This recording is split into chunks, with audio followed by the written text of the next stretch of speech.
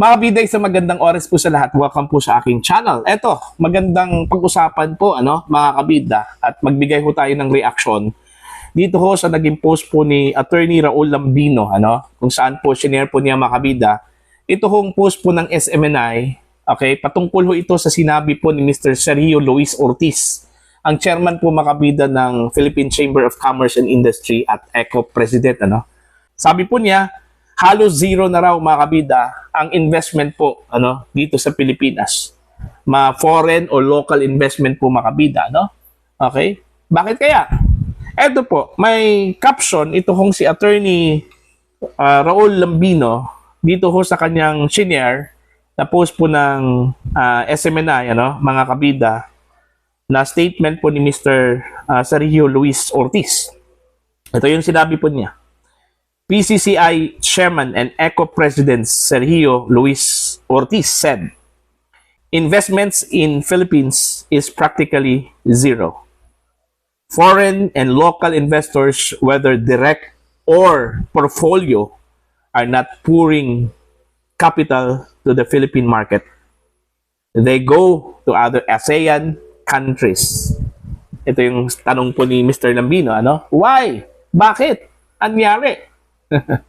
Okay? Isa lang po yung sagot dyan, mga kabida, Dahil ho sa talamak na korupsyon dito ho sa ating bansa. Kaya nadi-discourage yung mga investors po natin, Naalala ko po yung balita po, mga kabida. Sinabi po ng Central Bank na bumagsak daw yung ating direct investment, dito sa Pilipinas mula sa foreign investors po, mga kabida. Mas pinili daw ng mga foreign investors na mag-invest doon ho sa ibang bansa, sakop po ng ASEAN po, mga kabida, or even Asia, mga kabida, kaysa dito sa Pilipinas.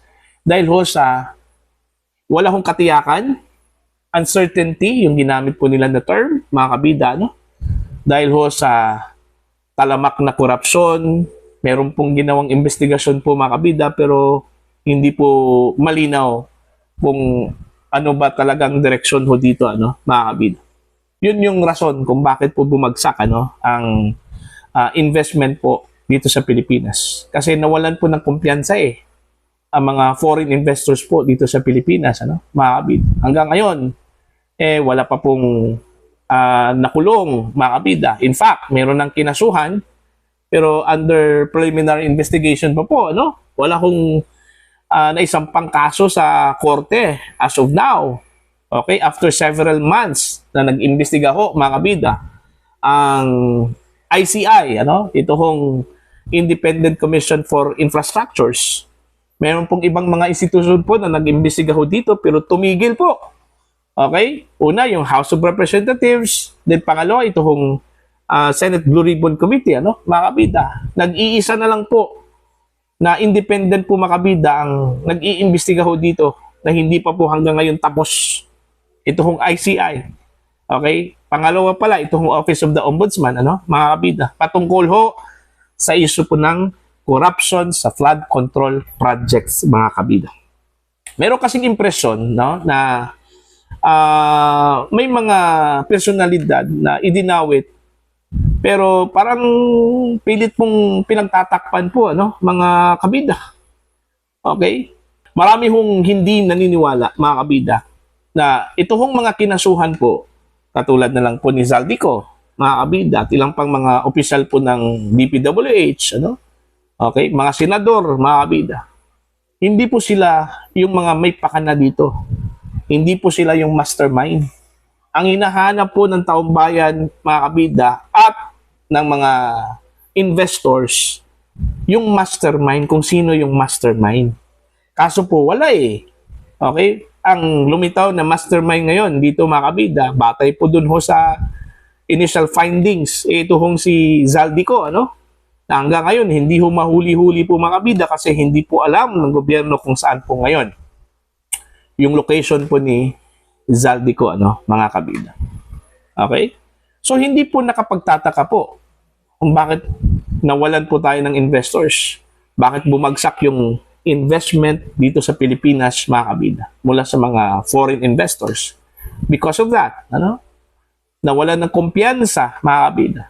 Kasi so far wala pa pong pwedeng ipagmamalaki po ang Marcos administration po, ano, mga kabida, sa kanilang ginagawang investigasyon.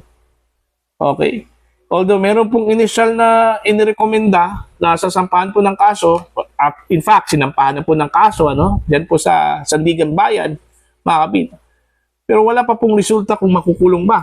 Meron pong sinabi po si Ombudsman Boying Rimulya na meron dang makukulong, okay, sa December 15. Ibig sabihin ngayong araw po, mga kabida. Okay? So antayin po natin kung sino po yung makukulong po. Kasi yun yung sinabi po nila eh.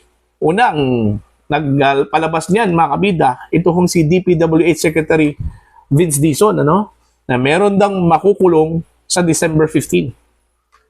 At sinugundahan din ito, mga kabida, ni Ombudsman Boying Rimulya, na meron dang makukulong sa December 15.